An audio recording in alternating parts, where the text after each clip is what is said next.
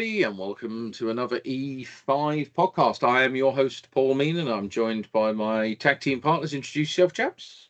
Hello, I'm JW. And it's Dave Watts here, Sparky Ninja. Marvelous. And in today, so it's National Apprenticeship Week, I think, as we're recording this. So we thought we'd talk about apprenticeships from a informed, ill-informed, potentially informed, all types of form view. All sorts of angles, yeah. All sorts of angles. We'll just try and discuss apprenticeships because everybody who listens to Fixed Radio knows I have some old school, grumpy old grey-haired white man type views, as I've trolled on social media. I'm a firm believer in a full and robust apprenticeship. Some people didn't get into the industry via the full and robust apprenticeship. Doesn't mean they're not good electricians. There's more than one way to skin a cat. And I think the industry should always, I've said this on podcasts previously, we should accept there are different ways into the industry whilst trying to streamline and harmonise in some form or another and undo the mess that we've created for the last 2 decades. But Dave, you were the teacher. You were the informed one. Would you like to start off from a tutor's perspective and give us your summary on the modern electrician apprenticeship? Well, I still think the modern apprenticeship is the best route. We now have, obviously, TESS doing a great amount of work to try to recognise these 3 routes to industry.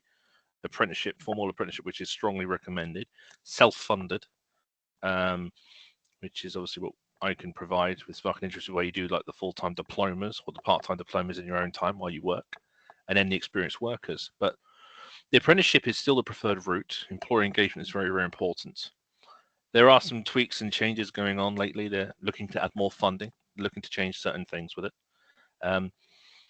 The issue I have really is this is just my experience. I have just stopped working in FE, literally last week, because I've been working part-time. Sparky Ninja's been my business. I've been growing gradually to kind of meet demand and do some courses, but I've also been, without really talking about it much online, working as an assessor and an IQA and a tutor and support roles for a number of colleges. I've been doing work in FE for, I don't know, 15, 20 years nearly now. Crikey, I'm old. But I've always gone back into different colleges to try to help. And when I went to one not too far from where I live, I went as an assessor and I was agency.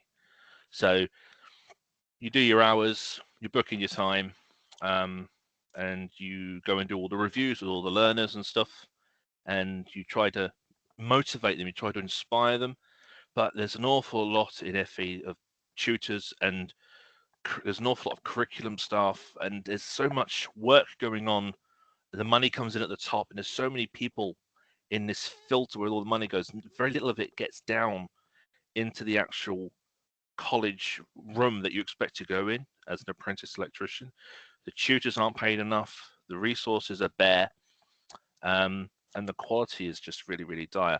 Example being, college that I worked with up until last year, I was there as an assessor to support learners, but I go in to do I was in a meeting with another assessor, and that assessor would just tell all the learners how to fake their portfolios. There was one group, the 3rd years, I think, they did or 2nd years, they did their science and principles exam, and every person but one failed the exam. Now, from an IQA perspective, I'd be saying, right, well, we need to do an immediate action. I need to observe the delivery, talk to the actual tutor, make sure the material is good enough, make sure that they're being prepared effectively for assessment. But the reaction of the college was just book them again, book them again, book them again. They employed the services when it came to their EQA visit, which is where the city and guilds would send someone to come to the college to do quality. They employed this person who we'd never met before, who'd come in to do all the preparation for their visit, the IQA work. And they're basically asking me for help because no one else was helping her. But it's all all the data was created for the purpose of the visit. There were no assessor standardization activities. There was quality meetings from the perspective of, are we doing reviews? Are we getting people to finish? We had Sparks magazine come in to do a skills competition, and all the other colleges in the region came in, and I was the only person from that college that came in to do the CPD that was freely available all day long. So it's a real kind of a lack of community and a lack of effort. And so I thought it might just be that one college. And I went to another college recently where I was told, oh, we're changing things here, we're changing things and everything. But I heard those words, and it's then when I decided I had to leave. It's when he said, we've got to get them through. And an example of a couple of lads that I've got for a couple more weeks, and I'll finally kind of hand them back. We've got one lad who's failed his inspection and testing exam 5 times now in his apprenticeship. Now, it's a standard thing that you may be unsuccessful, but I wasn't aware that he's failed it 4 and he came in to do it the 5th. And when he came in to do it on the 5th try, it's an 80-minute exam, 80 minutes, 35 questions. He came into college, he sat his exam, he failed it again, and he left the college within 24 minutes of an 80-minute exam. So I'm immediately saying, hang on. He's got the wrong approach to his exams. We've got to look at what he knows. He can't just do these practice papers. Practice papers are a big issue. A lot of learners take practice papers, or they watch YouTube videos, or they're told to do it by themselves. The college's response was, oh, book him again. And they just basically make the tutors do what they can to get them to pass the assessments. There's another tutor who's well known on the social media cycle, well, not the social media, more the LinkedIn route, who was there a few years ago, who's left. He's done all the assessing, and I've looked at the model answers, and they're all matching exactly the same to the model answers. And I've asked the group, they said, oh, yeah, he gave us all the answers. He wrote them on the board. Just told us what to write down. So the assessments were being done, and all the learners aren't developing. This is the key point. And I've been in there in the sessions recently, and all the lads are sat there on their phone. The tutor's got smart screen popped up on the wall, which actually he's not presenting. He's just got the presentation in notes form, and he's just sat there talking to the 3 or 4 people looking at him. And it's not, it's not alive. It's not active. There's no interest. And a lot of the lads, it's a day off work, so they're not interested to learn. So from an apprentice perspective, it's got a great ambition, but in many places, we're letting people down. And I think the model of apprenticeships is actually one of the main issues. Is the way it works is you get the employer contract agreement, you get the ILP, and fundamentally the college gets the funding. They'll get the funding for that learner, but 20% of the full pot, I think it's now been pushed up to like 20,000 odd per learner or more than that. They're pushing now. Yeah. 20% is held to the side, and that 20% is then given on successful completion of the apprenticeship. Yeah, retention. So when you have a 4-year program and you've got lads who are halfway through or 3 months shy or aren't achieving, the colleges then have this choice. Well, do we try harder where they don't have the resource? Do we fail them, which is what we're supposed to do? If you fail an exam 5 times, you're supposed to then go back to the beginning. A lot of courses, when you do other professional courses, you'll have one assessment. Unsuccessful, you get a second resit. Unsuccessful, you fail. But these exams, they just resit. There's only so many practice papers. There's only so many times you'll do it until you'll fluke passing it. And I'll look at their papers. There'll be a couple of lads who'll get 80, 90s, but everyone's passing at 63%, 61%. They're just getting over after their 4th, 5th, or 6th time. So the quality of learner that we're getting, especially as we said in previous podcasts about the need for us to be technologists and the need for us to actually get, our ability to actually think and apply this, we're really not developing them well enough. But the model is forcing us to drag them through and just assess them through instead of teaching them and providing them with extra methods of learning. I've been into some classrooms not long ago where the one tutor's got 3 different groups in one room. One group needs to do health and safety because they've just started at the college. Another group's doing their design because they haven't finished that. Another group's doing inspection and testing. He can't manage all of them.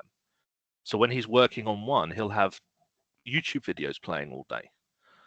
And I asked the guys, how much time are you being lectured by your tutor and how much time are you watching YouTube? They said, we just come here to watch YouTube videos. So there's an awful lot that goes wrong. And I ask questions, and I think, this is just this college, but it's been like that at 4 colleges I've been to in the past 3 years.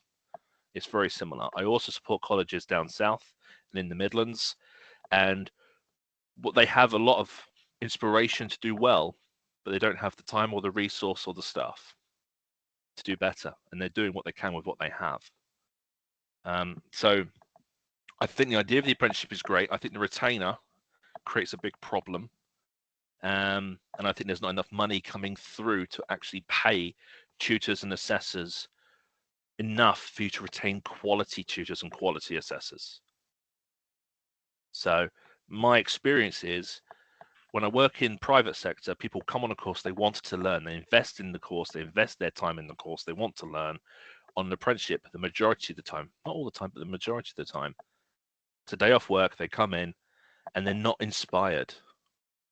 They're not given an opportunity to actually engage, and they find it boring. They find it hard to interact.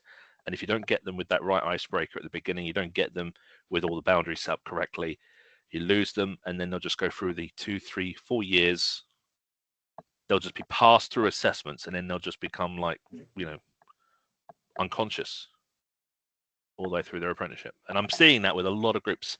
So I think apprentices, they're a great idea, but I think right now the model isn't being delivered properly. I think a retainer is a big problem. Well, before I respond to that, John, do you have any thoughts? I've got loads. I've been scribbling notes. Yeah, I mean, if people are failing an assessment or whatever 4 or 5 times, there's only 2 real conclusions. Either that person is completely useless at it, which could be the case in a small number of people, or more likely, they haven't been educated correctly before they get to it. And that's going to be the case in pretty much all of those. I mean, there will be people on these things who are unsuitable for the whatever they're doing, in which case they should be identified and moved on to something else. But that's not going to be the majority of them. No. But, so I mean, yeah, that's atrocious. And there are barriers to learning, and we have the tools available to identify those barriers. We find people who need additional support in assessments, and we do find those. But for those who we get those done, we can provide that support. But then the lack of training that you consider to be standard training, the lack of standard there means even people who actually don't think they need support end up failing or end up not getting through because of the quality of the learning. It's just, I mean, when I left one college, not the one recently, but the one before that, when I decided to part with them because the quality, I couldn't, I couldn't have my name attached to the way they were doing their quality.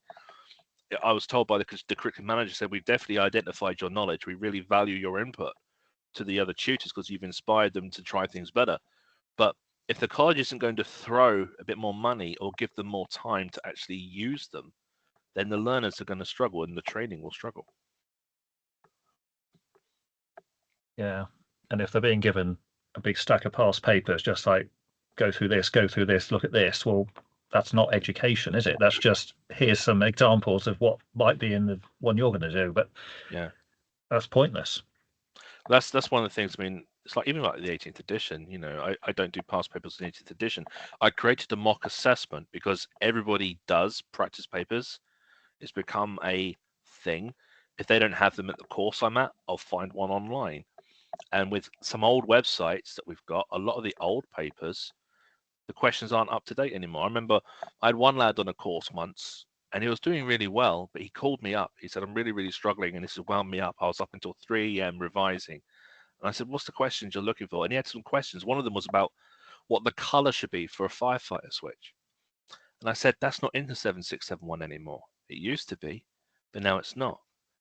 But what the providers were doing were using old questions that weren't actually usable in the current text.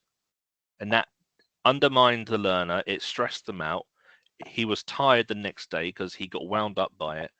And that's why I chose to create the mock exam. I have this mock thing that people can use on their phone instead of giving them piles of paper, so they can use it or lose it. It's up to them. But that won't happen in the training time. In the training time, when they're in the college, you're there to learn. You're not there to prepare to be an assessed. You're not there for that bit. We have what we call TQT and GLH, so guided learning hours and total qualification time. And the total qualification time is basically the guided learning hours, which might be, 36 hours, 28 hours, or in the case of the big ones, hundreds of hours. And then the additional time for the actual assessment preparation and delivery is just another 2, 3, or 4 hours per course. That's all you're supposed to have. But for many providers, it takes up half of the course. the same with the new renewable courses. You know, there's one well-known one where they actually got the questions wrong in the paper, so the tutors were giving them the answers because they couldn't give them the actual paper. So all the assessments there weren't done, and that went for a year or so without it being fixed. And so with apprentices, you think that apprentices are very different because it's in the FE sector, but there are so many other barriers, even with regards to things like, again, training for the assessors. And I mean, I sought my own training. So I sought renewing my education and training qualification. I updated my assessor's qualification because of the new TACWA requirements. I sought some further training in safeguarding and prevent and these things, the fundamental British values that we have to do, where we communicate with learners in the field. I did all that by myself because I just knew it was relevant to my work. The colleges never provided that. What they did provide was courses on how not to abuse other people in the workplace and stuff. Nothing was vocationally targeted. It was all just generic stuff. When we had a seminar at Christmas, we had to do 3 videos on drinking at work and on abuse and making sure that we were behaving ourselves and stuff because they gave us all a beer token. So much effort being made for those ticking boxes. But when it came to, do you know your vocation? Do you know how to assess? Do you know how to actually do quality? There was none of that. They just saw that you had the tickets before they recruited you, and then they didn't support you at all. So I think, I mean, these are just general problems with training anyway. But I think with the apprenticeship, there's real vulnerability because these learners go on a 3 or 4 year training journey, and the ones that I've been speaking to, if I'm their assessor, I'm probably their 5th, 6th, or 7th assessor in all of their apprenticeship. So it's very hard for them to initially actually create that relationship with their assessor and communicate with their assessor because they don't have continuity. Because a lot of these colleges, it's just like a rotating door. Tutors and assessors, they come in, they go out. Recruitment's a big issue. And so retaining them is very, very hard as well. Oh, sorry, that's just been winding me up listening to that. So I'm on the, I'll use this Institute for Apprenticeships.org. So I'm going to do my usual normal weirdness. So the Institute of Apprenticeships.org, I've just been looking at installation and maintenance electrician. Yes. And one of the apprenticeships has been withdrawn, the one that had 48 months to complete, so 4 years. It's now been replaced by one that's currently being revised with a 20 grand availability. Still, luckily, 48 months at the moment. EQA provider, which is the external quality assurance, is NET. That's NET, yeah. It's the AM2. It's a level 3, and it's got this occupational standard and what the apprenticeship should have and the duties of an installation or maintenance electrician. So it looks fairly robust. What's interesting though with that is in September 2023 they updated it for this new requirement, and the KSBs, the knowledge, skills, and behaviours, all shifted, and it went from a few things to quite a long list. The idea being that the duties of an electrician would be mapped to the sufficient KSBs, but none of the resources in the actual from the City Guild Smart Screen and similar has been updated to those KSBs.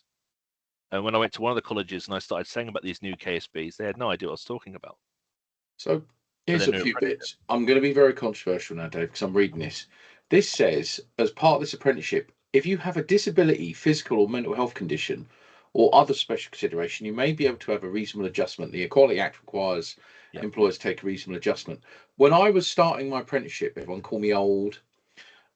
If you were colourblind, you couldn't be a spark. If you were disabled or had a reduced mobility, you couldn't be a spark.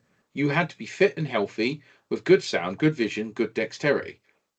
And now this is basically saying you still might be able to come. They'll have to make an adjustment assessment. There's been movement on that sometimes. I remember when the Part P stuff was around, and Logic Certification Limited brought that in. We had to do a a colourblind test for that, but not for these apprenticeships. They do a standard English maths test. If they haven't got them, they do a little initial test on that for the apprenticeship, but otherwise that's it. Well, I'm going to read out the duties in a minute, but you've nailed a few bits and bobs that are kind of annoying me. So, okay, I've said it before. We did an episode of Fixed Radio a couple of weeks ago. Lots of controversy on that, and I can be a little bit more controversial on this because I have to apply quite a large filter, and I'm not allowed to swear on it. I think the industry is split in many ways. And I think the wonderful world of politics means we'll end up debating this forever. But you've got the new modern apprenticeship, which is split into your domestic installer and now your normal maintenance or install electrician. You've then got lots of people who are coming in via experienced worker assessments, short courses, etc. But while you've been talking, I've been thinking to myself, and God help me for saying this out loud, um, we have met on our journey some phenomenal teachers. Gary Hayes is one of them. Tresham, phenomenal. Went above and beyond. Did far more than the curriculum required. Did far more than he ever could because of his passion and drive to do the best for his learners. And I try and adopt that mindset of being very engaging when I go to colleges and very challenging in a encouraging way to the learners to give them some support and encouragement and knowledge. But we've also met some bad tutors. I mean, Yes. really bad, like ones that have literally hid from us when we've gone to visit colleges, ones that have eventually turned around and said, I've never done any domestic wiring in my life, and yet I'm teaching domestic wiring. We've then got this massive misconception of employers are sending apprentices to the colleges, and they're expecting the colleges to do everything. Yes, that is true. Yeah. And they leave. They don't finish their apprentices. I know because where I'm working, we had an electrician apprentice. Just to be clear, nothing to do with me, and he wasn't being looked after enough, and he left because he felt he wasn't being looked after enough. Which is, couldn't blame him. To be honest with you, he wasn't being looked after enough. But we have tutors that are doing what they can and what they have. Gary's a perfect example of the pro, but he left Tresham to go and do bigger and better things and all the rest of it, what he does now to have a wider berth. But in the same breath, and I used to think this was really cool when I go onto like a building site and I could hear a YouTube video being played with a YouTuber that I was familiar with. Mhm.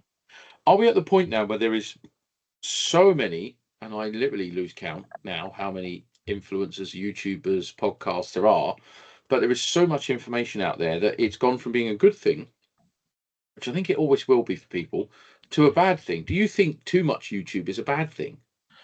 I mean, we did a video years ago about trying to, remember at Lex, about just making sure that the stuff we put out there is, safely delivered, because there are many who have done unsafe working practices Yeah. as a standard approach, which is a bit of an issue. I think videos is great. I think getting apprentices into the social media space is great because it lets them see the wider reach of their industry, especially some who are very much in a closed loop space. I mean, I've got one lad who sits in a bucket up at a lighting column every day, changing light fittings to the LED. I want him to, in his break, see another electrician or apprentice doing something different, mixing it up, digging a trench, doing a test, doing this, so they can see, because it keeps them in the game. If they can see that when they reach qualification, there's a much more diverse world out there, and that's absolutely fantastic. My challenge or concern is when some of this material, which is good material, but some of it comes into the classroom and takes over the tutor time, which is that one-to-one time they're supposed to have, because it means that your tutors get lazy. They can use them to, if I could use video content easily to a group that I have, and I'll say, look, between now and next week, you want to do off the jobs. If basically apprentices have to do 20% of their time when they're at work. Like this week, for example, is half term coming up, so there's no college this week. Those learners still have to do a day of college at work where they're paid what we call off the job. Now, off the job hours are hours that the apprentice is paid at work, but they're paid to learn their job, not paid to do their job. Does that make sense?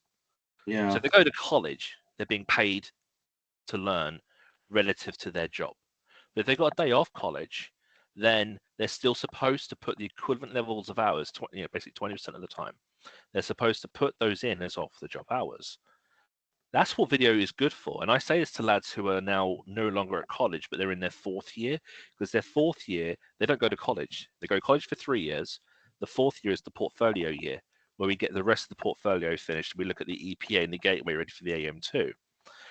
When they're still trying to do their off the jobs, I'll say, well, look, are you driving? Are you commuting to work a lot? Yeah. Well, listen to the podcasts we put out, for example. Listen to other video content. You know, whilst you're paid to travel, you can learn and you can submit that as learning. So the video content is great. My concern is when it comes into the classroom and the tutor says, watch this, and then he's just sat there, or she's just sat there. Because they could do that at home. They could do that at work. The college is the space where you're supposed to actually have that relationship with the tutor. The tutor's supposed to inspire you to learn, listen to what you've got going on at work, communicate that with the assessors, get your learning plan developed so they can make sure that you are on track to pass and be successful in your next assessment. If they say watch these videos and then we'll see if you pass an assessment, that's not effective learning or training. So there's a much better gain from it, and there's this little weakness from it in my view with video content. See, playing devil's advocate, I'm going to throw this over to John now.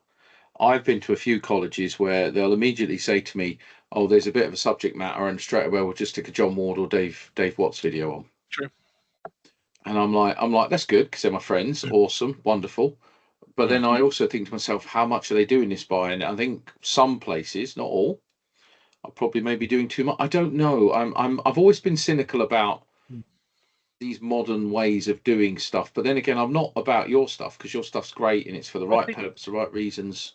I think our stuff is short form and is often there to kind of help answer a question or raise a debate.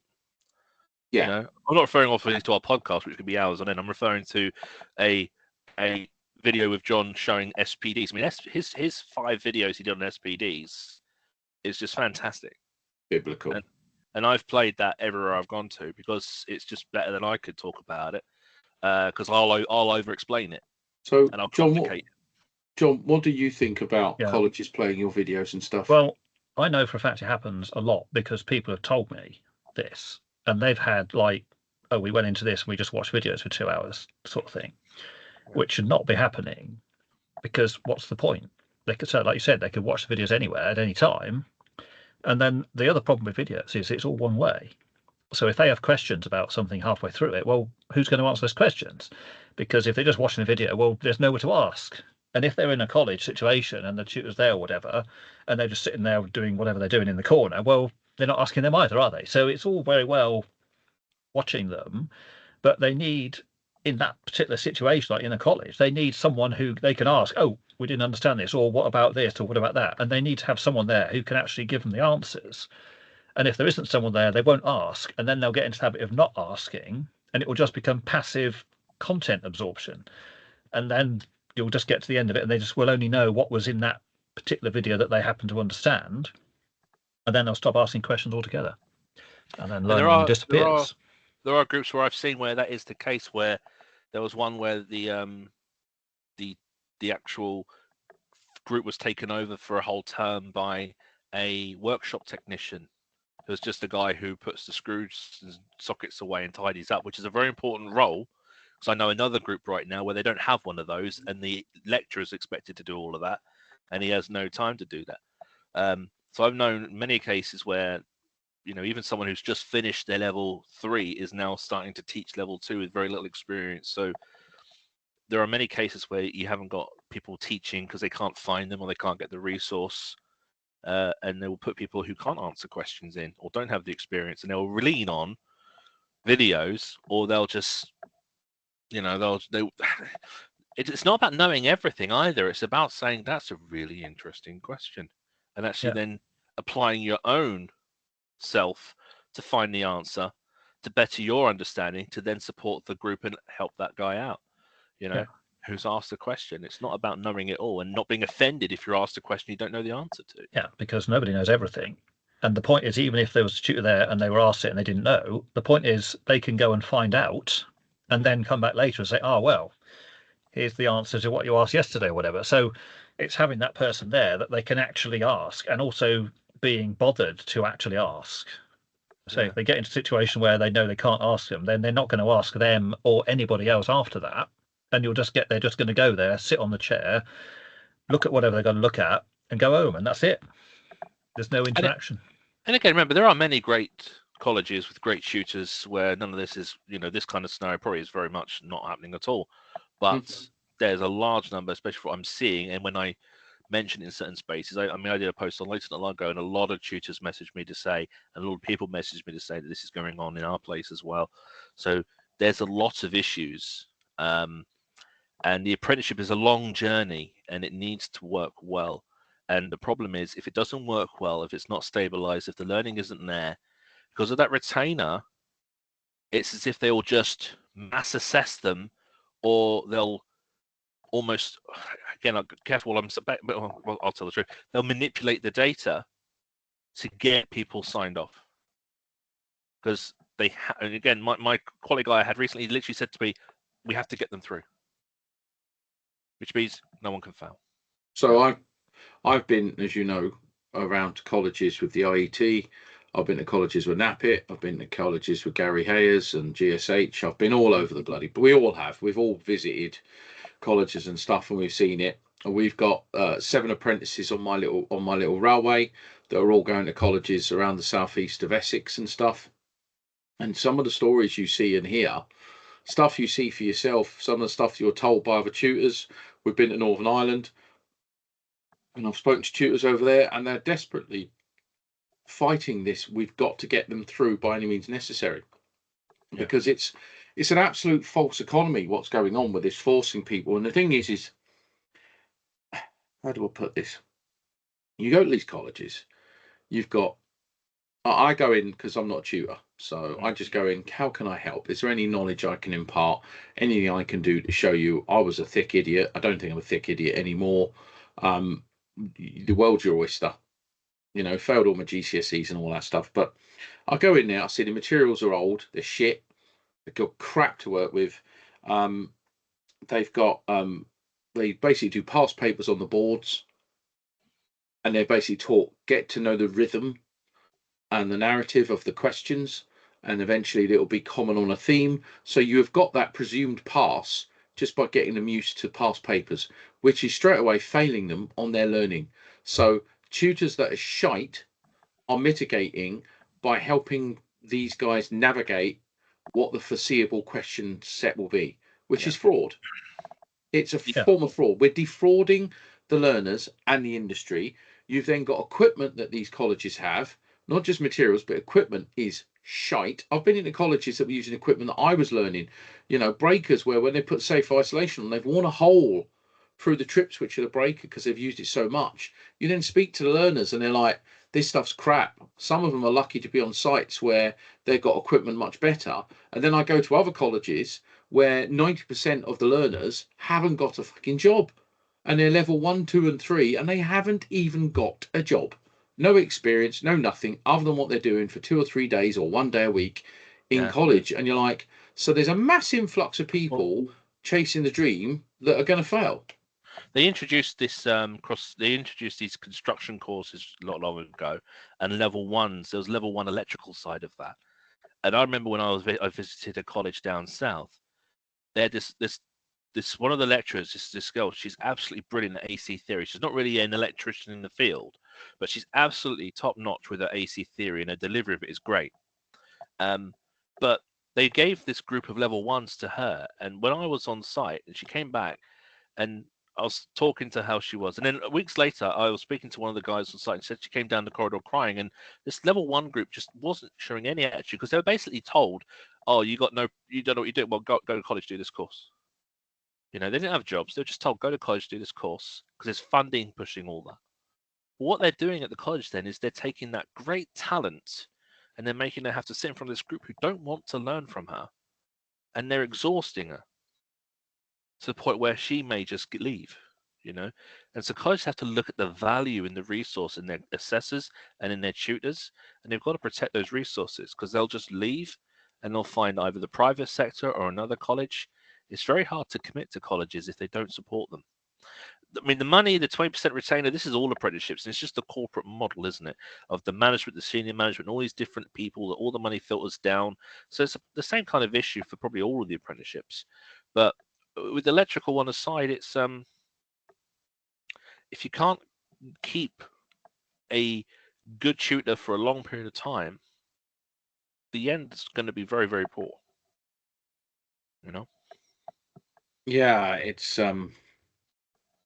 I don't know what to make of it. I think things are worse than what we think. I think there are some pockets of excellence, and I think there are people trying. I mean, the other day I got this book, the guide NVQ guide thing, which Uh-huh. Craig wrote. I Yep. can't actually read it because I got the first print, and the print is so small I can't actually read it with He's my had that glasses. redone, hasn't he? He's got it all. Yeah, I know. I bought it too soon. I was too like hyper keen to get it. But yeah, these sorts of things are good for people like me as Mhm. employers to actually understand. But I have arguments in work as an employer as to what the expectations is because I want a 48-month apprenticeship. I Mm. want them to be ready to do an MVQ portfolio. I make sure I go out my way to create electrical installation jobs, as you know, so that when apprentices are coming out their time, they've got a job that they can select and erect, design, and in a controlled manner to give confidence and build them up. I think it's really important that clients do that. I know I get told I'm a unique client, but Yeah. I said the other day on the radio that clients are shooting themselves in the foot because the clients like me will moan and say, there's a skills crisis. Oh, it's terrible. Woe is me. But in the same breath, there are clients out there where they'll go to a contractor, let's say Sparky Ninja Electrical Mm. Installations or Flameport, and they'll turn around and say, Mr. Ward, Mr. Watts, do you have an apprentice? Well, yeah, I can get an apprentice, but it's going to cost extra. Ooh, don't want to pay that. I don't Mhm. want to pay that. So then they turn around to John or Dave 2 years later and go, oof, it's terrible. I can't find people. And you sit there and just go, well, yeah, because you don't want to pay. You don't want to contribute as a client to the funding of these apprentices. So while you're saying in one breath, there's a skills crisis, you're contributing to the skills crisis by not be willing to fund the suppliers to have the apprentices. How shit of an industry do we have now at rock bottom where that is the case? It seems to me again, this goes back to, I had a meeting, I think it was with the ECA a couple of years ago, and he said something that I have to admit made sense, but this is what happens as well with clients. I can't remember who it was. One of the chairs said this thing, and they've done some studies, and they basically figured out that 16-year-olds, 17-year-olds today are younger than they were 10 years ago. With regards to how people are, how we're growing up, and with regards to things like our discipline, and our behaviors, and our basically our capacity to pay attention to We're things. becoming We're America. we're very much. I'm trying to think what exactly he said, but basically we're a lot of young adults are very much we're wanting immediate satisfaction. We're wanting things straight away. We know things like a 3 or 4 year journey, no prospect with that. They said that they don't pay attention, and so what it basically means is with them appearing to be younger than they used to be 10 years ago, there's more risk in having 16, 17-year-olds. A lot of sites won't have anyone on now who's under 18 years of age, which also doesn't help with apprenticeships. And you get all these kind of reasons that come up, and you go, okay, well, I can see that, and I can understand this. But there are still places where apprenticeships can flourish, and apprentices, should be a great model. But there'll always be these barriers to it. I think we're becoming America. In America, you're not an adult till you're 21 because of a level of immaturity. I don't know, or a level of stupidity. But long gone are the days when kids were disciplined, afraid of the local police. Well, I I don't mean, know. I know I sound like an old man ranting now, but I'm obviously of a I can generation that only, I can only kind of agree. I mean, I've got a 13-year-old, my oldest, who's about to turn 14. I've got 4 boys. When I was his age, I was living alone with mum, and I was already working a job doing the pools in the evenings after school. So definitely a different upbringing, definitely a different level of development. I You hope know, you're going to kick him out the door and say, right, go on, go and get a job. yeah, I'll have to do something soon. But Mate, yeah, when I was 16, my dad was like, right, get out, get a job. And he weren't mucking around. He gave me yeah, that look of, if you don't go and get a job, you're going to get a serious kicking. And I yes. did. I went out and found a job straight away. You Well, had to this is it. They contribute. try to keep everyone in education, don't they? So I think there's all sorts of barriers with apprenticeships, and I think what we can do in our industry is just, especially the tutors, and this is one thing I want to try and help tutors do, is try and find ways just to inspire and engage with the learners, because the resources that they have, if they have the basic city and guild resources as an example, they're very, very dry. It's just basically white screen, black writing with poor images, and they're really not supposed to be used for presentations. They're used as kind of like a foundation you're supposed to adjust the material to. But there's some parts that are so basic and so vague that there's not enough material there. There's not enough substance there. The worksheets aren't too bad, but again, you can't just keep the work. You can't keep handing that out. The tutors have to get interactive. They have to get involved. But yeah, I don't know. I mean, from my experience in the past few places I worked at, it was hearing this. We've got to get them through. Again, I heard that when I started in FE down south in 2008 or something like that, 2006, and I heard it last week. So it's the same mentality, and it just seems to be that whilst they have this idea of having to get people through, there's no protection for the output of what an apprenticeship is. Because everyone qualifies, but we have some who do well, who actually push themselves through, and we get some who are dragged through. I think so the funding is paid. One of the things that I think employers of electricians and apprentices need to do as much as they humanly can nowadays, they need to stop trusting the colleges to do everything for them, because I think the colleges are defrauding a lot of apprentices and a lot of learners on their journey. And I think they're being treated unfairly because the employer expects more without realizing they've parachuted them into an insane asylum. And a lot of colleges actually blame the employers, and a lot of employers blame the colleges. Of course they do. I've seen it on both sides, and I've sat there and I've gone, well, the college is a shit sty, excuse my French, and the employer ain't that much better. To be honest with you, T. Clark seemed to be the model apprenticeship employer, but they're big enough to be able to take the hit and build it into their overheads. I mean, I've done so many reviews with employers, and I'll go to them, and these will be. I mean, I'll be like jumping on the end, because when they see that I can do IQA, they'll ask me to go on the end to the guys who need to finish to try to get their quality done. I'll go to the employer and they go, "You're the first person that's come to see us in 3 years," and I'm like, and I have that a lot with a few colleges I've worked with in the past couple of years. They'll say, "You're the first person that's come to see us," and when I come to them for the second or the third time, they're like, "Jesus Christ," and they're communicating just with me. And so they have an issue with the college, because the college has never done that reaching out and that communicating and getting them involved and understanding what they need to provide for their apprentice on their journey. But then when I speak to the college, and I had like one lad, we did his assessing and he hit some of the criteria. And then I said, right, I want to do another job to collect the rest of the criteria or a professional discussion. But the quality guy was like, oh, no, they do all the criteria in one job. And if they don't do any criteria on that job, just get the employer to write a witness testimony to do the rest, which is basically getting a sheet signed by the employer that fulfills all of the rest of the criteria. So I said, well, how do I know what criteria I collect and how much I should just let the employer assume has been done? Because most employers will sign it, but it's basically the college letting the employer say, yeah, he's acceptable, that's enough. Then the college hasn't got to do anything else. It's basically making the employer sign the apprentice off instead of the college with witness testimony. It's a bit weird here, Dave, so I'm going to go off on my little rant before I kick back over to John. So we've got 7 apprentices on my railway. One of them had an assessment last month, and the chap who turned up to assess turned up in the yellow high vi onto a railway, which is an absolute no-no. And then afterwards, the apprentice learner was like, he was a bit stunned, and his supervisor, his foreman, who was teaching him, very good electrician, he's very lucky, and they were in shock, and I went, what's the matter? How was it? I mean, he didn't even know what armoured were, didn't know what unistrut was, didn't understand any forms of electrical installations. So I had to write a complaint, a very politely worded complaint. And then that college is now apparently in panic mode, because apparently they know who I am.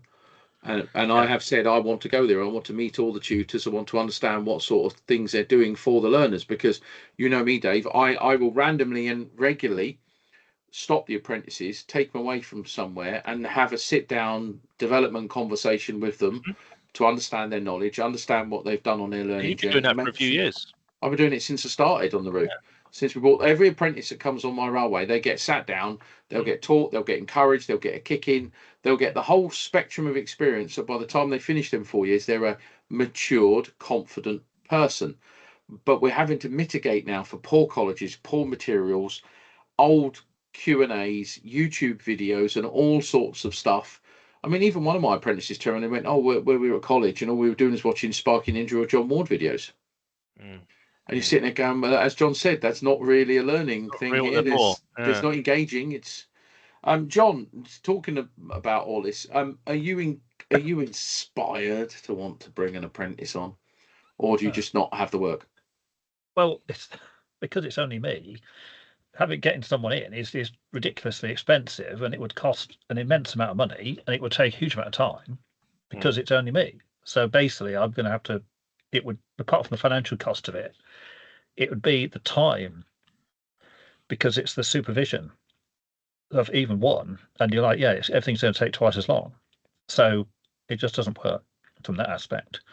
So it's the same as employing people. The minute you employ someone to work as part of your team, you've got to give them the opportunity to succeed, which means supervision, engagement, training, briefings, giving them tools to succeed. I'll tell you what, though, could you imagine, Dave, if John did have an apprentice, how awesome they would be after 5 years?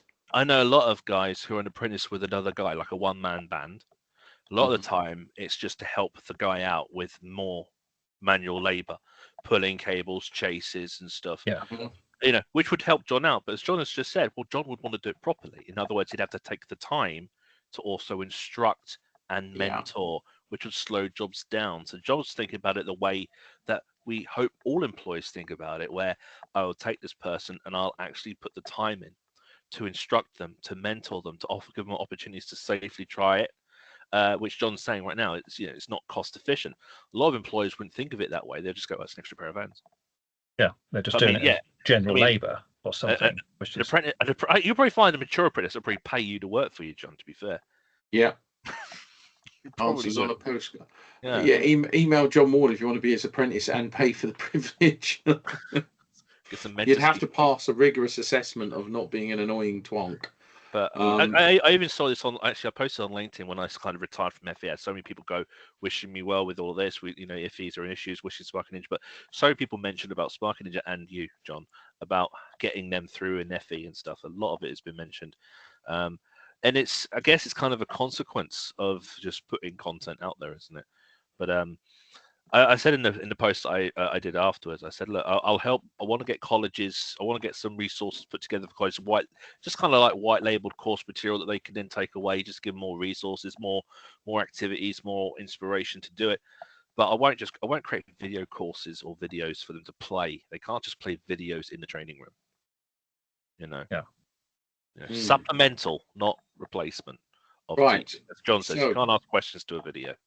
So what I'm going to do now, I'm going to read out the duties under this apprenticeship standard because I think it would be quite interesting. It's interesting. Yeah. That's right. So there is 15 duties.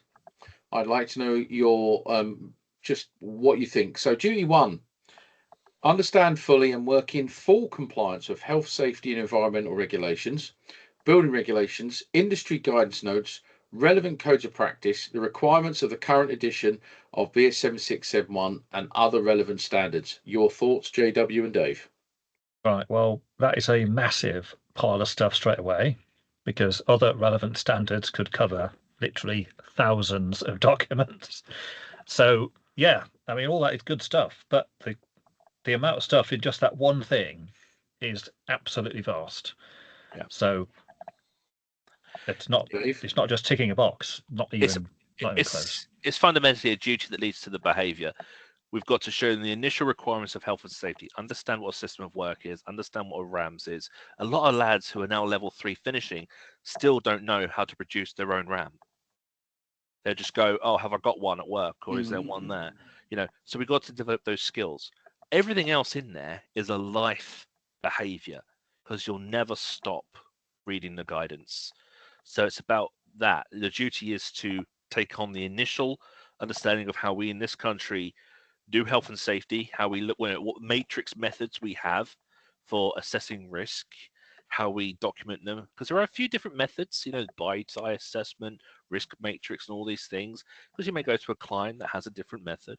Understanding them, looking at the HSC, its guidance, HSR 25, HSG 85, but fundamentally, never stop reading.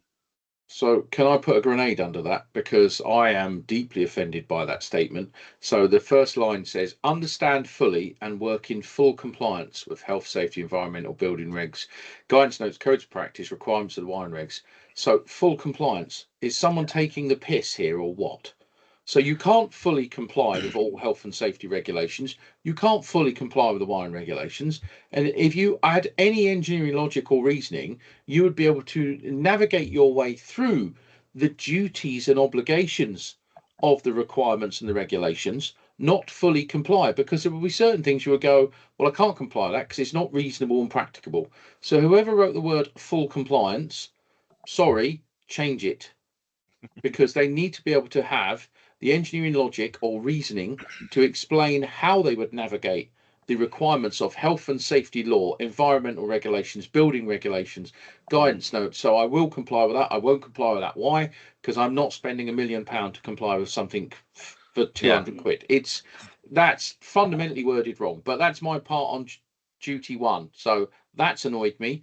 Duty 2, carry out electrical installation, initial verification, maintenance and testing work on a variety of voltages, both AC and DC, single and three phase.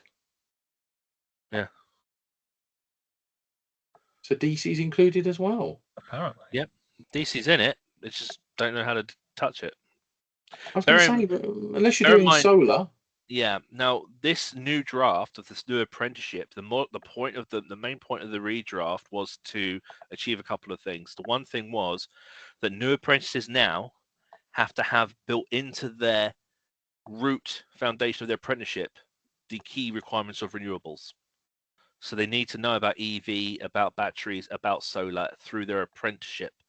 Doesn't mean they have to be level 3 qualified in them specifically as subjects, but needs to be part of the root training criteria like inspection and testing. So that's great. But that's not happening at the moment. That's great, but who's paying for that DC part of it, the training and learning? The funding has been bumped up, and the bump up in funding, which was £4,000 increase, was to provide those renewables and to provide technology, because another requirement that's come in is that we have to push towards electricians learning how to use data entry, because a lot of electricians have to enter software, whether it be setting up an IP network or just doing admin for a testing and certification. So they had, I think, like £4,000 extra from the old one to the new one as a per learner bump, and it was to cover the introduction of technology and introduction of renewables. So they've had the money coming in. Now, City and Guilds, the smart screen resource and all those other things haven't really evolved much to cater for that. There's been a couple of companies that have gone in and put in a bit of a rig at colleges, but I was at one of them when it happened. The company came in, installed it, left, and I said to all the staff, who knows how to do this? None of them knew. I was asked to train the plumbers, the gas guys, and the electricians on how to carry out the EV course, the EV charging, the solar, and actually test the thing, because the company came in, installed it, and left. And that's what's going on. And so they're spending a bit of money on that per college. So my question is does the £4,000 per learner make the learner, or does it stop with the college? It stops with the college. Yeah, so they're making more money out of us and giving us substandard stuff. Yeah, and they're now pushing to increase that even further. John, your thoughts on duty 2? Well, DC is massively important because everything is going that way. I mean, obviously AC is not going away, but the amount of stuff for DC now is massive. Even things like LED lighting. Like you put lights in your kitchen or something. Yeah. It's DC, 24 volts. Well, 12 sometimes if you get the crap ones, but power over Ethernet. It's DC. It's everywhere. And all this smart home stuff and all this technology that people want, it's all DC. And obviously things like the solar and the batteries are getting in everywhere. And so, yeah, it's got to be there. But unfortunately, like I say, they're just going to turn up, shove some rig in and disappear and not do much else. Well, it's not going to happen, is it? So, and if they're still being taught as the old ways are best, well, is it even going to be included? Right. Well, moving on to duty 3. Carry out maintenance regimes, periodic inspection and testing, and electrical installation condition reporting of existing electrical installations in accordance with manufacturer's instructions and the requirements for electrical installations. That's interesting. Manufacturer's instructions. That's kind of strange because the apprenticeship doesn't cover inspection and testing of existing systems. Really, there's a installation unit or a maintenance unit, 109 or 110 with City and Guilds. When it comes to the portfolio, we could use EICRs, but we're supposed to use initial verification in the way of the units that we map. Mhm. So it's much more heavily pushed towards initial verification, not EICRs. Yeah, That's more when you're qualified, then you're experienced, you get a 2391 or similar after some years. That's really electrician plus territory. So the wording in that I'm not too fond of. Yeah, I mean, if you only just started, doing inspection testing on existing stuff is really not appropriate because there's no background knowledge or experience there, and there can't be. It's not like because people aren't good at it. It's just that you can't buy experience. It's just you've got to have it over a period of time. So That's a very nice way to say it, John. You can't buy experience. No, beautifully worded as ever. Duty 5. Plan and deliver the best solution for the client, incorporating and integrating new technologies as required within agreed budget. There's an inherent conflict of interest, including the installation, maintenance, and inspection of special installations, including but not limited to electric vehicle charging, PV and thermal panels, battery storage, and standby generation in accordance with the requirements of BS 7671 and other relevant industry standard. Cool, that's the renewables module, isn't it? Yeah, so they've crammed all that in to make it more in sync with net zero targets for the apprenticeship to be looking towards the future. But apprenticeships, as they currently are, haven't really done anything to embrace that. yeah, The material being delivered is still the same. And define the word best, Hmm. because best in what way? Best as in it's cheaper, best as in it's what they should have, best as in what? Well, yeah, it just goes on and on, doesn't it? Bear in mind, city and guilds haven't.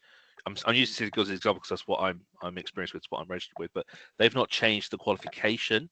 What they did is they changed the qualification. What they did is they changed the qualification from the 535703 to the 535723. All that really happened is a couple of things added, including, you'd be interested to know, in the health and safety unit, there's a mention of neutral current diversion. So that's referenced in there, but it's just the words. There's no material to support it. It's just, yeah, consider that. But there's been no extra assessments or anything like that steers in this direction of renewables. We have old environmental legislation units that came in many years ago where we're looking at the range of renewables, micro hydro, biomass, and all the others as well. There's nothing specifically that looks at these new renewables that are currently active in the market in the apprenticeship. That's stuff that is the CPD courses in those ones. Okay. So renewables. So duty 6, decide the correct location, site, and install mains-powered life safety systems for industrial, commercial, and residential. So again, I've got guys who come through all this who just put a fire alarm in the house. Yeah, I've got guys who do this who just put light fittings up a column, and it's very hard to get the range of work. There's nothing in our range that says we have to collect that particular duty. It's a privilege if you're able to, in an apprenticeship, do domestic, commercial, and industrial. It really is a privilege to be able to do all three. Very rare to be able to do all of that, to be honest with you. Even in my one, I started with a domestic company and they went bust, and then I ended up luckily doing commercial industrial stuff on rail. So I was very lucky in that regards, and I appreciate all of them as uniquely complex and challenging. Although commercial I hate because it just seems to be where all the lash it in, crash it in brigade exist. Yeah. I mean, I worked obviously with a family firm. My dad, my granddad, Ascot Racecourse. We had a huge variety of stuff. We did domestic off of the site, worked at schools. It was really good. We worked with a regular builder or two, so we had that good environment commercially. But when I started to work outside of that in London on commercial, I could see all the different barriers and all the lash it in brigade and all that stuff, and it really was quite eye opening because I wasn't exposed to any of that. Duty 7, design and install wiring connections for known and novel heating and cooling systems for industrial, commercial, and residential which need electrical connections. Who words this? What are they talking about? I mean, yeah, air conditioning systems in domestic might be part of that, which is like heat pumps, if you want to call them something else. But in terms of the wiring, how is it novel and I mean, it's just wiring, isn't it? I mean, it's what goes on the end of it isn't going to actually necessarily affect the type of wiring. It's a load, isn't it? And again, from the apprenticeship perspective, you're talking here about one slide from Smart Screen, most likely, where there's a picture of a layout plan, maybe and then there's a 5-minute conversation, and they move on. But is there not like a, again, forgive me, I'm asking a random question. Is there not a, on the design and install wiring bit, is there not a conversation that has to happen with how would you select the cable? Suitable for the environment, suitable for the load, suitable really, for the length of run, the volt drop, the external influences, the heat, the derating.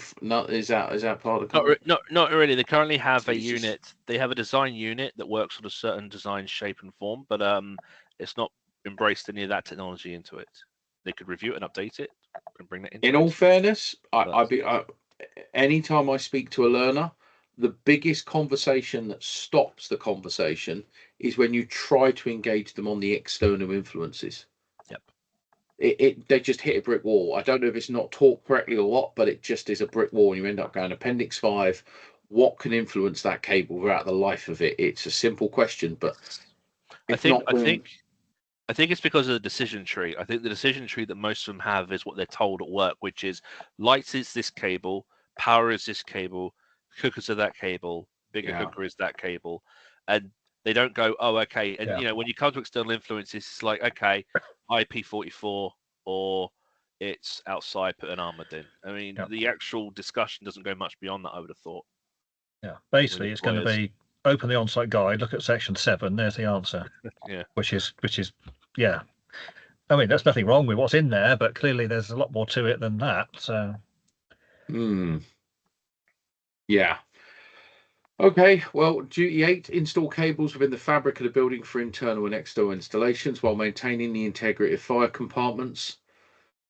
Okay, interesting. Again, from my experience, there's no dedicated training on compartmentation methods, strategies, or further training. We have obviously the building regulations. We have the approved documents that give us a good push towards it. That's about it. Yeah. That's terrible, because if they're not even being told about it, if they're going to start drilling a hole through something, they need to be able to recognise that it is or is not a fire compartment.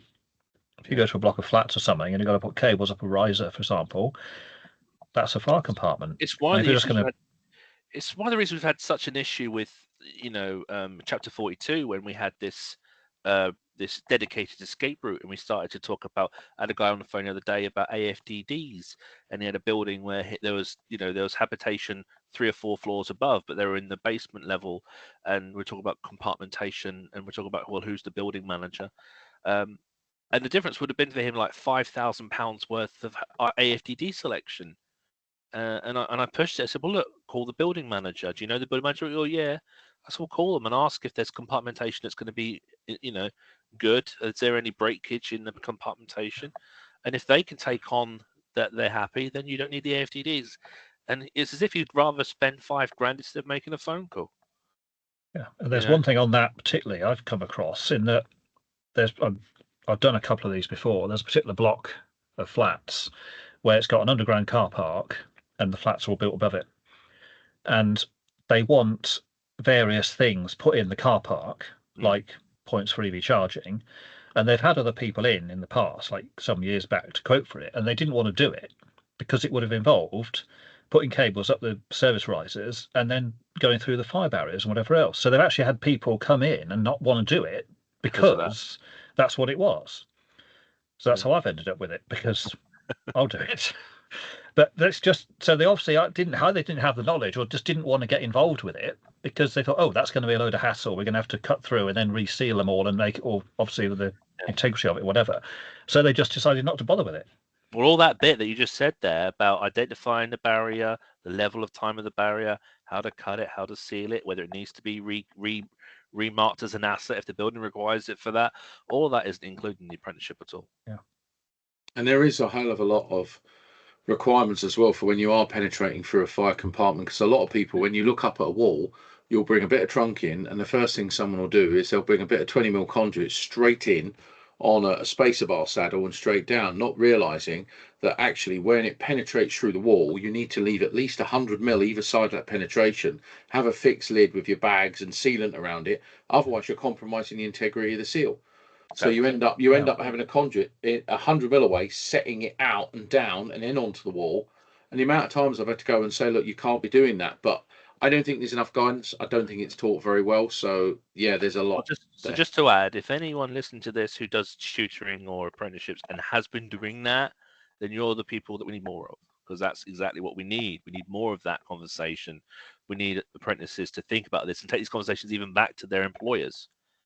Apprentices can support employers as well. It's one of the benefits of an apprentice if the apprentice is getting the latest information in the college.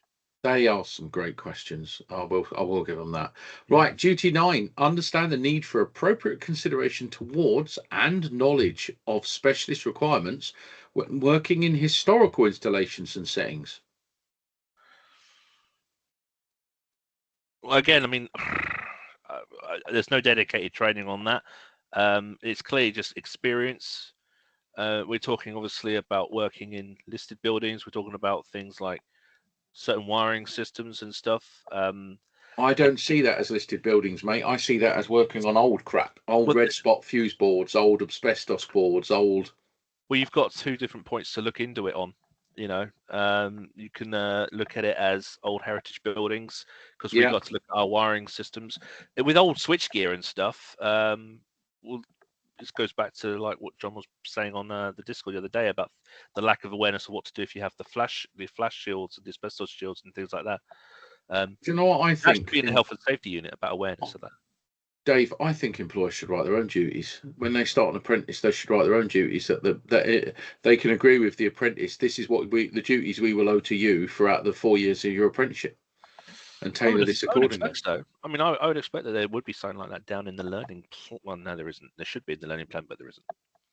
Right. Well, duty 10, communicate and liaise effectively with own project team and those in other teams, such as clients and specialist contractors within internal and external stakeholders, respecting the need for security of data information. Yeah. So obviously that's just where we collect in the sense of the, well, with 105 and 106 use of city and guilds, it's just about communication, managing. As we see the apprentice get to level 3, we're hoping they get to the point where they can run jobs, where they can carry out deviations, they can communicate with the client, arrange for materials to be stored and stuff. A lot of that is just basically going from a person who is told what to do, where to go, and then gets to a point over a couple of years where they themselves can make decisions. They have initiative. A client can ask them a question and they'll be able to give an answer, even if that is, I'll get back to you on that.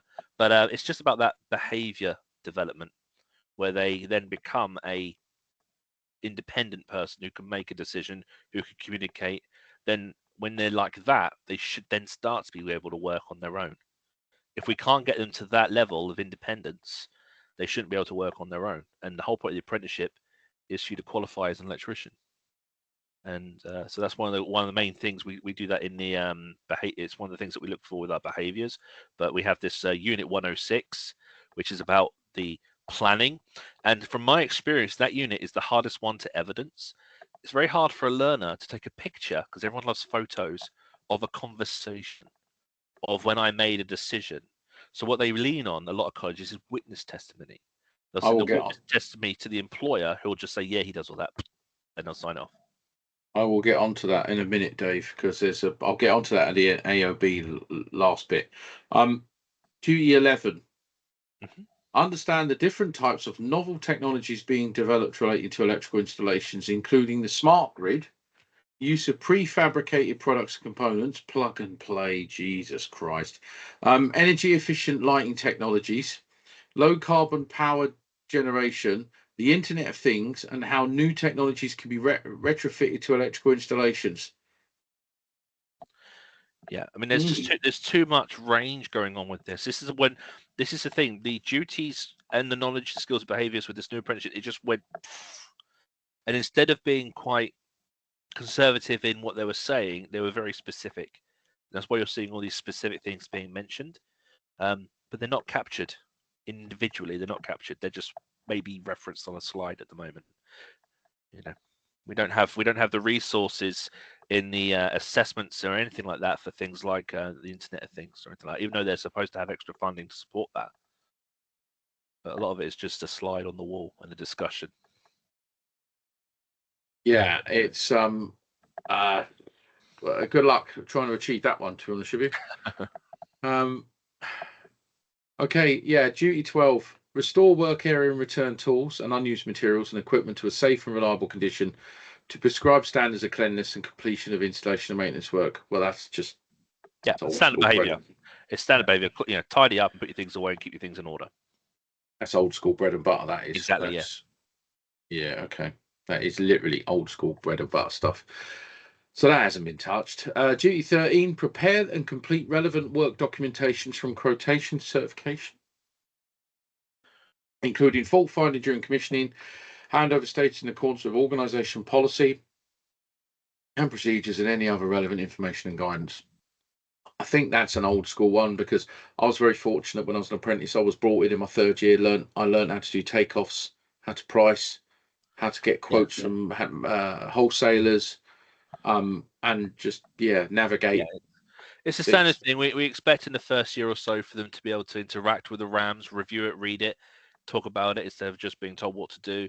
And then in their third year, towards the end, we expect them to be able to actually receive the delivery note, do an order for delivery of stock, prepare a quote, arrange deviation, just get more interactive in the actual communications of things.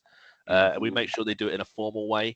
A lot of lads these days, especially depends on who they work with, they'll just do like WhatsApp chats or phone calls. But we try to get them to do some formal methods so that we can get that as evidence that they can do it.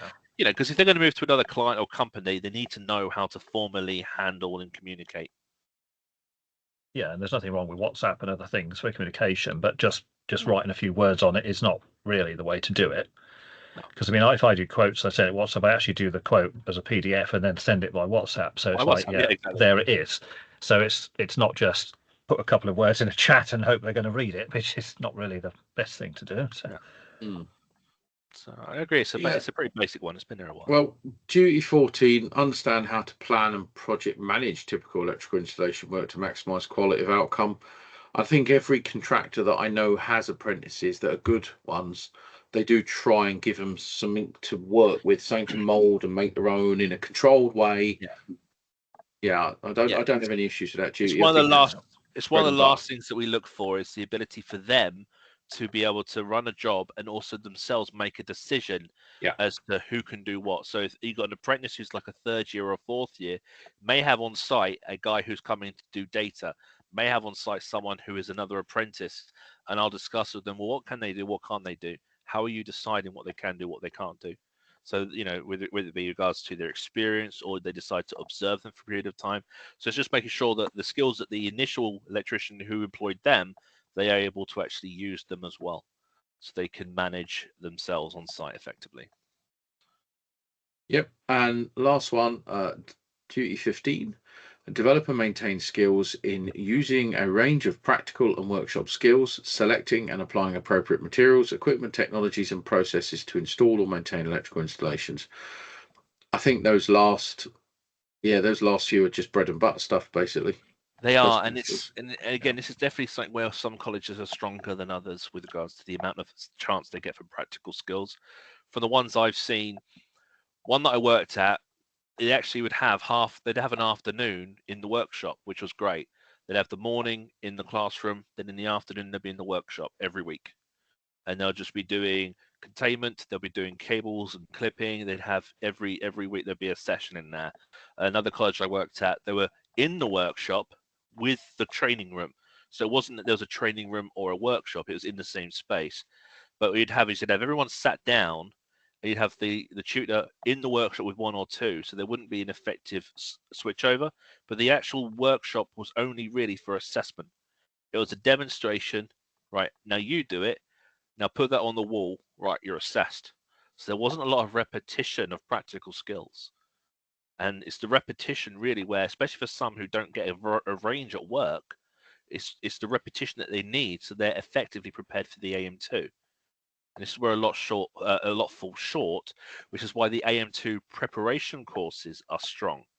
The net have this very firm view that you're not supposed to, that AM2 courses aren't a thing. Net say that all of the net centers all agree, although some sell them, that you're not to have or do an AM2 preparation course. Your employment and your apprenticeship is your preparation, and the assessor should prepare you and make sure you're understanding it all along your journey, and make sure your employer is aware of it, so you're prepared effectively throughout your apprenticeship to do the AM2. A lot of that just doesn't happen, and they just push them all through the apprenticeship, pass assessment, pass assessment, pass assessment, pass assessment, and at the end, go and do an AM2 course and do your AM2. That's unfortunately the way a lot of it works. We've seen a lot of people fail because they're not prepared, and I've said before on the radio, and I'll say it here: if you're employing an apprentice because they're cheap, you're part of the problem in our industry.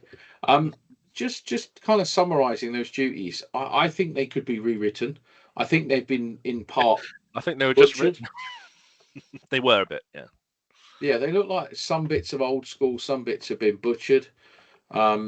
I don't know whether all of that will give you what you want as far as I don't know if that's like a utopia duty, but also I don't know any college that's set up to give all that. I don't know any employer that's set up to give all that. Personally, I think I think the duties are very good to write a training and development plan with, almost like a contract of commitment. We will make sure you get this. We will do this. We will, unlike an indentured apprenticeship, I suppose. But yeah, what do you think, John? Yeah, I mean, there's nothing. Obviously, you've got to have some kind of outline as to what you're going to do, but a lot of what's in that, it's the sort of stuff that could very easily just be glossed over. Oh, we've done that. We'll tick a box. You've seen this picture of it, and then just move on, which obviously doesn't cover what's actually needed. Like all that stuff about the new technology stuff. I mean, that in itself is absolutely vast, and that could be months and months of stuff. Or is it just going to be, oh, here's a PowerPoint slide about such and such, and you've seen it, now move on to the next item? So if they're being covered, then it's fine. But if they're not, then no. And just to add, a lot of tutors aren't given enough time to actually do their own CPD to then improve their material. They're not given the resources. So a lot of tutors you teach and then you're assessing, or you teach and then there's more to teach. There's no time to actually do it. I mean, I remember when I started getting into the sector, the full-time staff would have like in the 37, 39-hour week, they could only teach, I think, up to 28 hours or something. And the rest was all about lesson planning and reviewing and marking. They just seem to just cram more and more upon them to actually get the work done. So they don't have time. And there are some tutors I've spoken to that will ask me questions, and very basic questions, and I'll always be respectful and answer them in a way that is supportive and constructive. But they're very basic questions, you know. My opinions on AFDDs, my opinions on surge devices, my opinions on TM systems, you know. And it's Dave, you remember me and Paul Skirm used to go to colleges when the AFDDs came out. And we were going to colleges not to meet the learners, but to meet the tutors, to give them not only a briefing, but to also give them the training material that we had, so that they could learn and develop it, so that they could teach their learners. And then that was the first time I was sitting there going, why is the City and Guilds not producing all this? And this is the thing: the City and Guilds have produced Smart Screen, which was something they produced in like 2015 or so, where they do minor adjustments. They sell it as a product with all these other courses, but they have a forum, but it's not really active.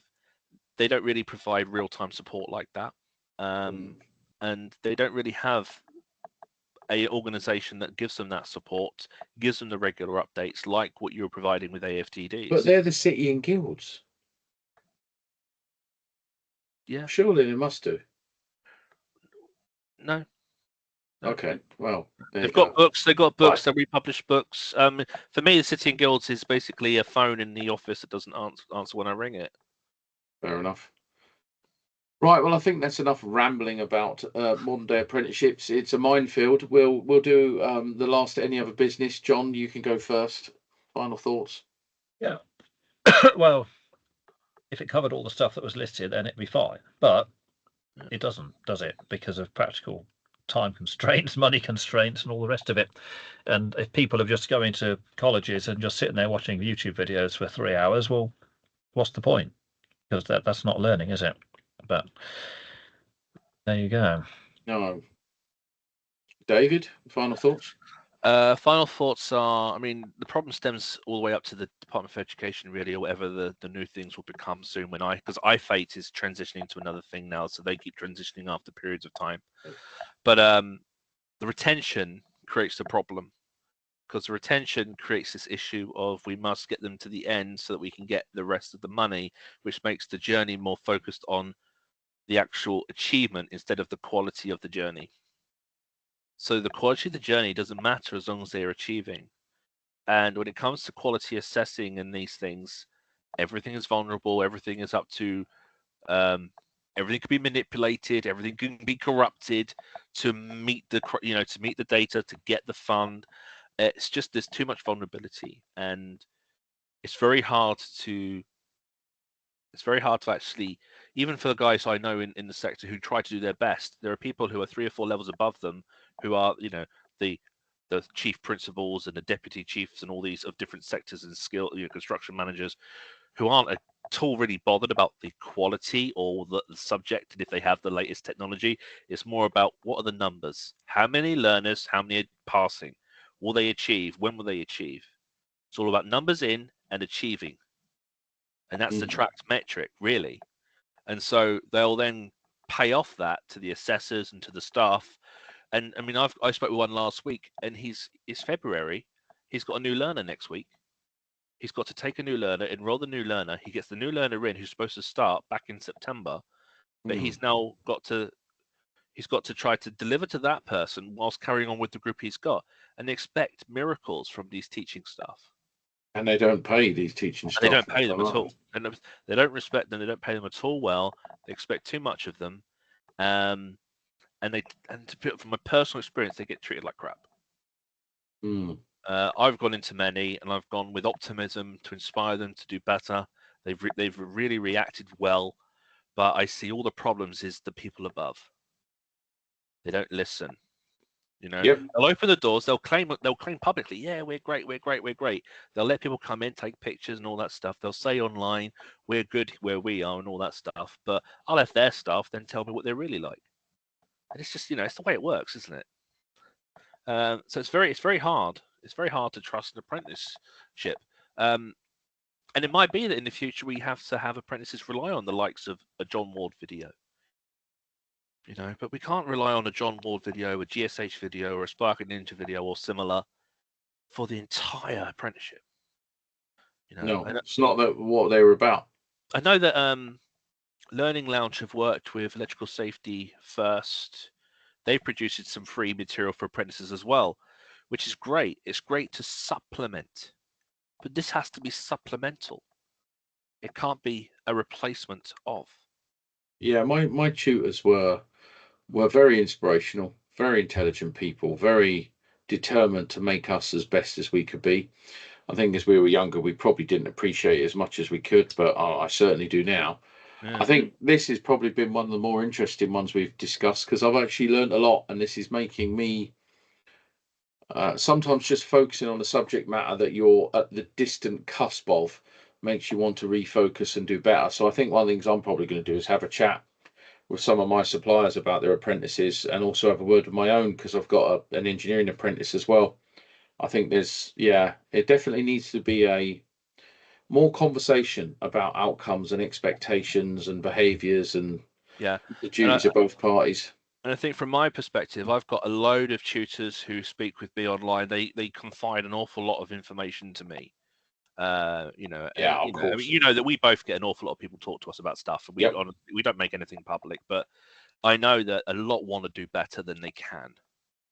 Oh yes, because they have all these people blocking them, and I want to do what I can to provide them, even if it's spaces and resources. And that's one of the things that Spark and Ninja is going to be doing moving forward, is just creating some white paper documents that I'd like to work with them in an online forum, so we can spend some spare time improving their learning plans, their sessions, even just CPD for them. So if the college won't help them, then they can better themselves. There needs to be more resources like that. There's some out there, but a lot of it is very much branded stuff, and we don't want branded stuff. We want stuff that is just about the quality of the material. Yes. And I think that's the best way that Sparking Ninja itself can help. Instead of getting into colleges and helping colleges, I don't think it works with the current model and the funding stream. It's best to try to help as many tutors as we can, and kind of just help support that in an indirect way. Yeah, I don't disagree. I think we'll end it there. So for those watching or listening, for anyone who doesn't know, my favourite podcast is actually the Jim Cornette Experience, which is a 3 to 4 hour epic. So when I drive across the UK, I listen to the ramblings of Jim Cornette, and I love it. And I'm determined to get this podcast to a 3 to 4 hour length, because it'd be great for those driving across the UK, and anyone who complains, switch off. Do you want to know something, though, mate? Go on. I put my 10th edition course I did on YouTube onto Spotify because people asked me to. I had like 20 or 30 requests at the time. Yeah. And it's like hours and hours and hours. And people have said, I just listen to you when I drive around. And as I said earlier in this podcast, that is off the job hours. If you're an apprentice and you're on half term this week, or if you've got off the jobs to catch up on, and you're going to drive an hour and a half either way, 3 hours a day for 5 days a week or something, just tune into these kind of things. As long as they're vocationally targeted relative to your journey of learning, then you can use them, you can log them on your OneFile, your Smart Assessor, and those are great methods of doing your off the job. So these are all CPD in that sense.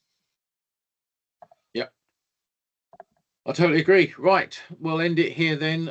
For those listening, thank you very much for listening. Thank you very much for watching. And on behalf of myself and the lads, until the next one, take care of yourself and each other. Bye-bye.